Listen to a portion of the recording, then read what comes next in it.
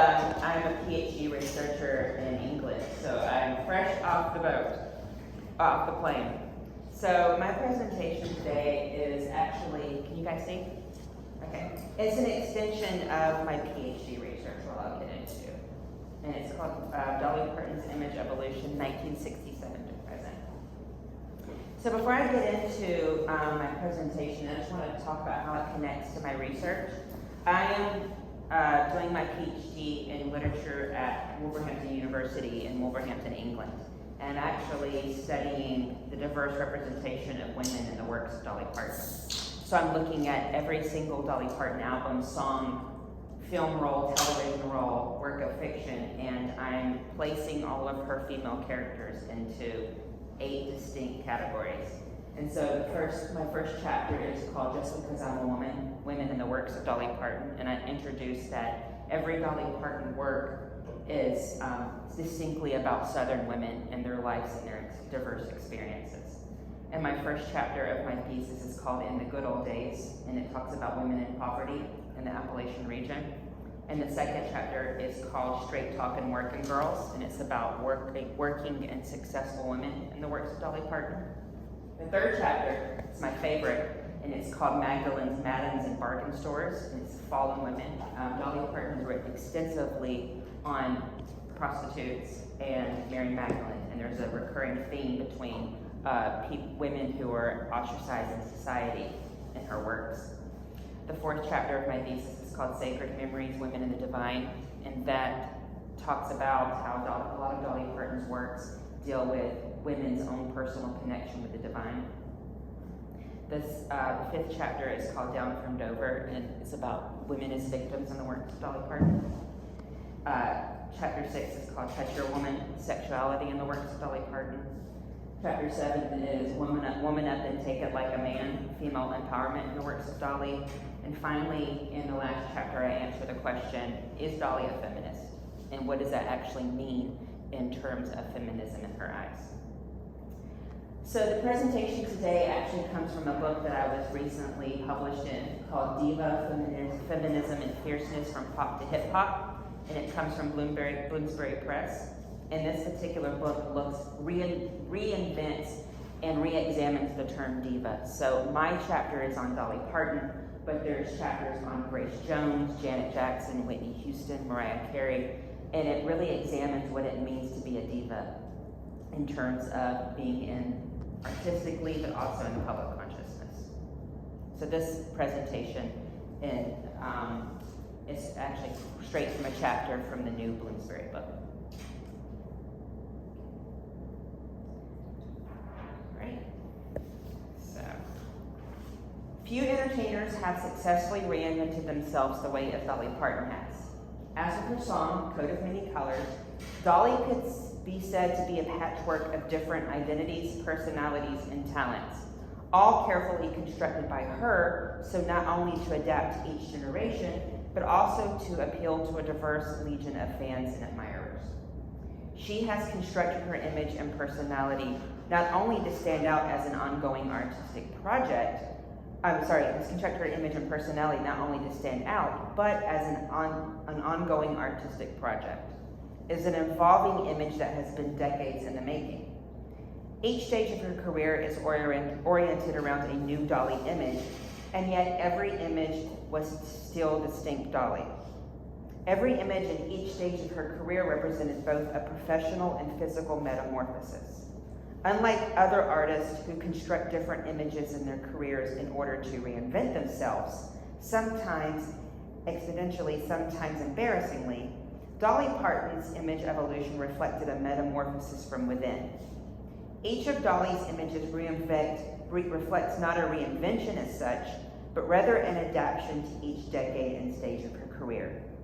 So Dolly's evolving image represents and indexes her evolution as a singer, songwriter, and entwined with these two aspects, an individual. So while each image of Dolly is distinct and different, each remains part of Dolly's growth as an artist and person. They are consistent while ever-changing and a continuum of the performer and presence of Dolly Parton.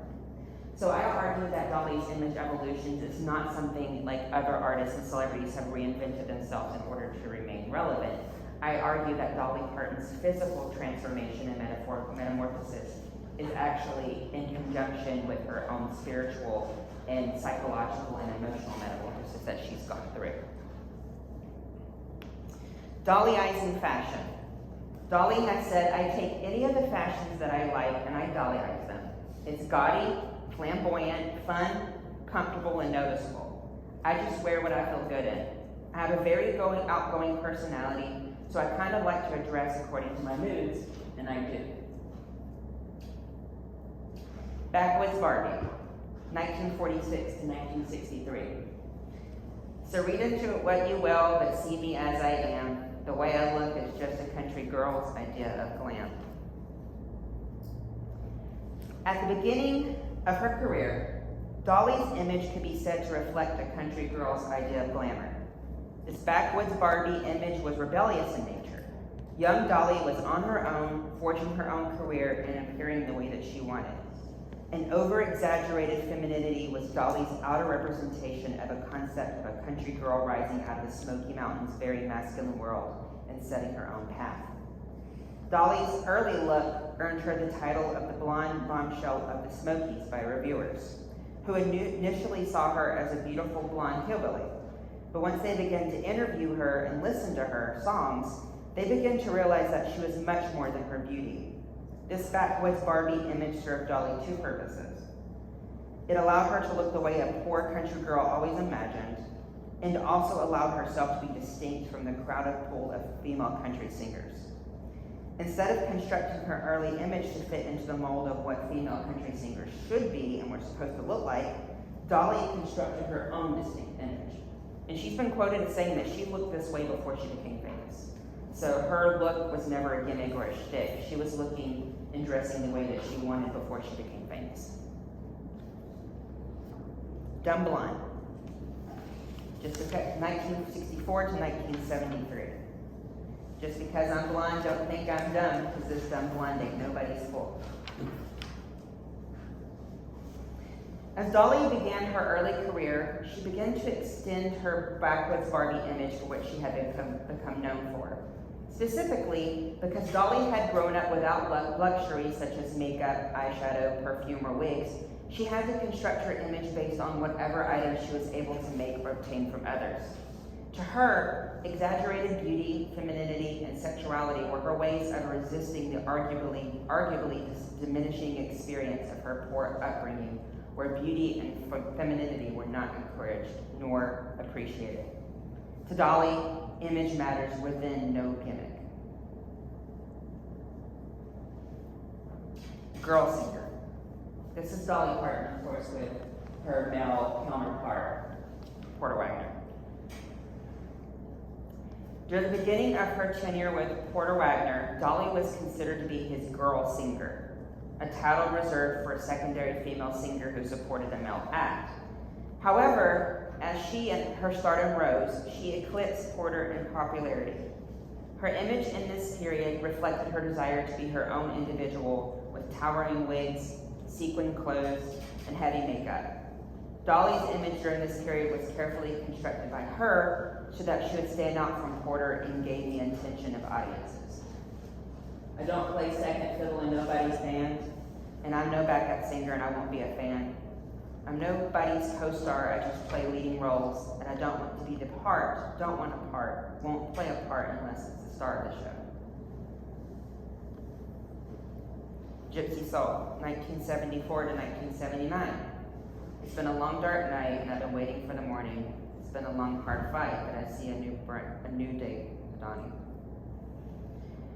Shortly after leaving Porter Wagoner in a show, Dolly took on a gypsy style which according to her represented her newfound freedom. This gypsy image translated to her band name the Gypsy Fever Band, her gypsy wagon tour bus, and her new butterfly logo. All represented her freedom from male bosses and superiors as a girl singer. So she was very into sort of the hippie dress and hippie garb because it represented her no longer being controlled or manipulated by Porter Wagoner. Crossover Queen. I'm not leaving country music, I'm taking it with me. During the late 1970s, Dolly Parton started to cross over from country to mainstream music. She developed and started her own variety show and started to record more pop-oriented music. Her image evolved in this period to reflect a more over-the-top and glamorous image. She justified her image by stating that she needed to construct her image to appeal to a new, more diverse fan base. This again shows how Dolly is able to evolve her image based on her own particular desires and career phase. As her image grew from country star to superstar, Dolly's aspired to be, in her own words, the female Elvis Presley, who was at the time unmatched in celebrity or financial status. By comparing herself to the biggest celebrity, a musician at the time, Dolly was refusing to be limited because of her gender, and instead saw herself as a valuable and worthy equal to a very male, very successful superstar. This period saw Dolly reinvent herself for a broader audience and a transition from traditional country music to more pop-oriented and contemporary sound. This transition allowed Dolly to reach a new, more diverse fan base, thus cementing herself as a superstar. Her image evolved in this period to reflect a more over-the-top and glamorous image. Dolly justified her image by stating that she needed to construct her image to appeal to a new, more diverse fan base. In essence, Dolly was creating the glamorous caricature that would cement herself as an icon in popular and culture and music culture. Dolly goes Hollywood. I want to be a superstar, and I think I'm on my way. During the early 80s, Dolly Parton transitioned into a film career. Although she had been offered film roles before, she stated that she did not want to play a character that was separate from herself. Instead, Dolly stated that she would only take film roles in which she could essentially play herself. Her roles in 9 to 5 and the Best Aurora House in Texas are in essence Dolly playing herself. These brilliant performances highlight how Dolly wishes to maintain her individuality and well-constructed image, even while playing fictional characters. And as doing research, I've uncovered early interviews where Dolly says that before 9 to 5 she had been offered film roles, but she only wanted to play film roles in which she could play Dolly. Dolly playing the character. A diamond in a rhinestone world. It's hard to be a diamond in a rhinestone world. This is my favorite Dolly look, actually. During the mid to late 80s, Dolly's image became flashier and more over the top. She was emulating the glitz and glams of 80s fashion, but adapting it to fit her own distinct Dolly image. Her wigs became bigger, her makeup more exaggerated, and her clothing more sparkly. While adapting to the 80s, Dolly showcased how she was able to take on trends in fashion without losing her distinct personality and image. While it may seem as if Dolly was simply adapting to ever-changing fashions and trends, she was actually critiquing them and redesigning them to fit her own brand of style. And these two images are from her 1980s variety show. Hollywood to Dollywood. During the late 80s, Dolly's dream of opening her own theme park came true. Opening Dollywood meant that not only she was able to showcase her Smoky Mountain heritage, but also give back to the place that created her. Dolly evolved from a country music star to a fully fledged businesswoman. No longer would she be considered a product of anyone but herself. The opening of Dollywood signified that Dolly was indeed no dumb blonde, but an astute businesswoman and working girl. Dolly spent the greater half of the 80s and early 90s focusing on Dollywood and its growth. Knowing that her popularity and airplay on country music radio was dwindling, Dolly set out to revive herself as a media mogul and empire builder. Besides creating the thriving Dollywood Park, she branched out to open the dinner theater spectacular The Dixie Stampede, a Civil War-inspired dinner theater that proved to be an instant success. Because her business endeavors were successful, she became partners in Sand Dollar Productions, which produced the popular films Father of the Bride and Father of Bride Part 2, and the popular television series Buffy the Vampire Slayer. Her image in this period transformed from country singer and multimedia artist into a fully fledged businesswoman.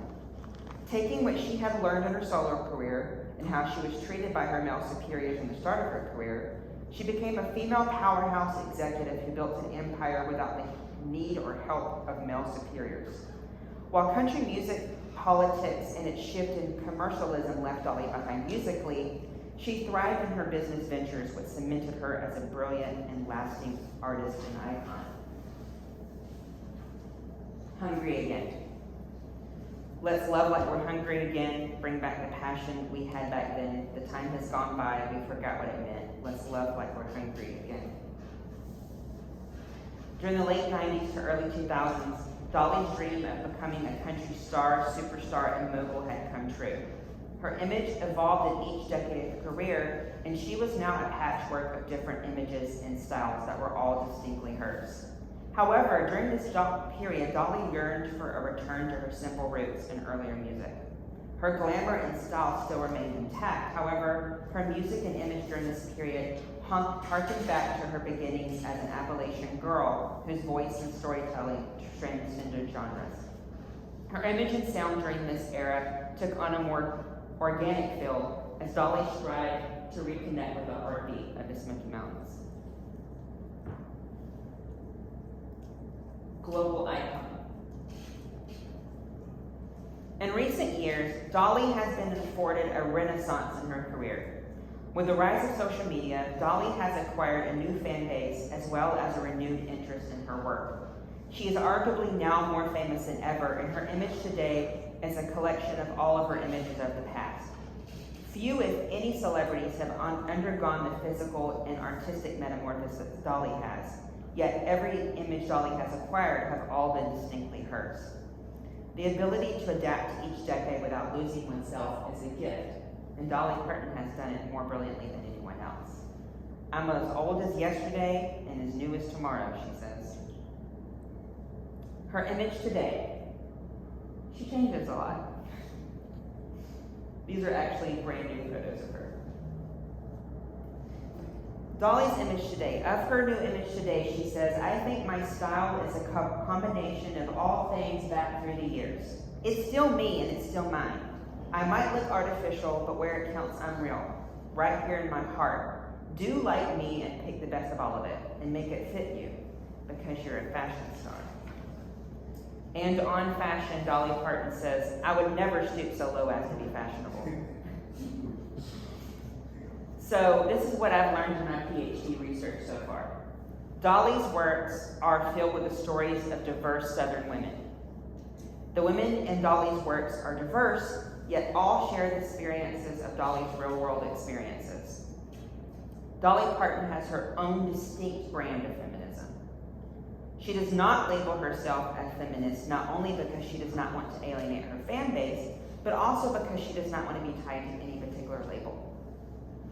Dolly's career and image evolution reflect a carefully constructed and original brand of working class Southern feminism.